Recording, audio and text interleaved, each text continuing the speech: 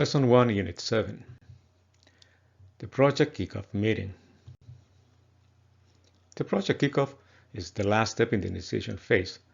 The Kickoff meeting is a formal procedure to start the project. There are three important areas you need to look before starting this meeting: the purpose of the meeting participants, and the meeting agenda. Why we need a Kickoff meeting? This is an opportunity to present the project to key stakeholders. It is also an opportunity to explain the project scope and objectives at the high level, schedule, and milestones. All participants need to have a good understanding of what the project is aiming to achieve. In the meeting, you will present some of the key risks and assumptions, the responsibilities of the project team, and the responsibilities of key stakeholders who are supporting the project. This is a good opportunity to secure their buy-in. This means that the key stakeholders who are involved in the project need to have a good understanding of the importance of their support and are willing to participate and collaborate. Who are the meeting participants? In this meeting, you will make sure that you include the project sponsor, the project team, some key internal stakeholders, and some key external stakeholders. Don't invite too many people. A small group is more manageable and ensures your meeting doesn't take too much time. All participants must have a critical role or responsibility in the project. This is a typical agenda. You will start presenting the scope and objectives of the project. Explain the reasons for the project, especially the problems it's aiming to trying to solve.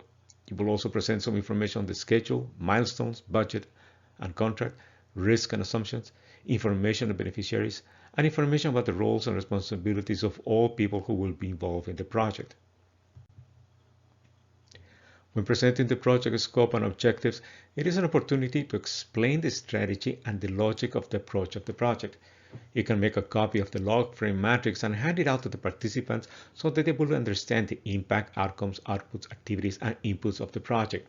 It is a good summary for them to have a good idea of the scope of the project. In the presentation, make sure to include the areas that will be out of scope in the project. Next, you need to present the project schedule. This is the project schedule as included in the proposal. It might not be too detailed, but it's enough to present the significant milestones. The schedule explains the internal and external dependencies. For example, you can identify some internal dependencies such as the support for internal units and external dependencies such as approval of collaboration agreements with local governments.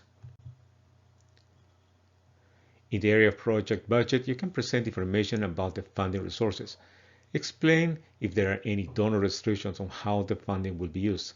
Describe some of the budget constraints and important clauses in the donor grant or contract. If you want, you can include people or representatives from the finance unit to help you in this presentation. You also need to have enough time to present the risks and assumptions. Present the high risks that can have a negative impact on the project. These are the risks that were identified during the design of the project. Explain that during the planning phase, the team will develop the strategies to manage those risks. You also need to present the assumptions that sustain the logic of the project, especially those assumptions that are part of the relationship between outputs and outcomes. Finally, you can spend some time talking about the procedures in place for the safety and security of the team. You also need to present information on the direct and indirect beneficiaries of the project, including some general information about the locations, demographics, and challenges the group is facing. You can also include information on partners who are going to be working with the project and some information about the local organizations, the local government that will be involved with the project, and include information about the local context. Then, you need to spend some time to present the roles and responsibilities in the team and some key stakeholders. Explain the process for reviewing proposals for changes and the approval.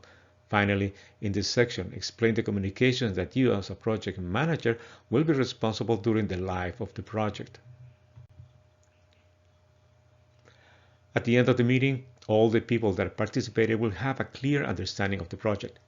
They will know the goals, will understand the constraints of the scope, schedule, and budget. They will understand the role in the project, whether they are stakeholders or they are the team. Everybody should be clear about the roles in the project. After the project kickoff meeting, you are ready to start working with the project team and move to the planning phase.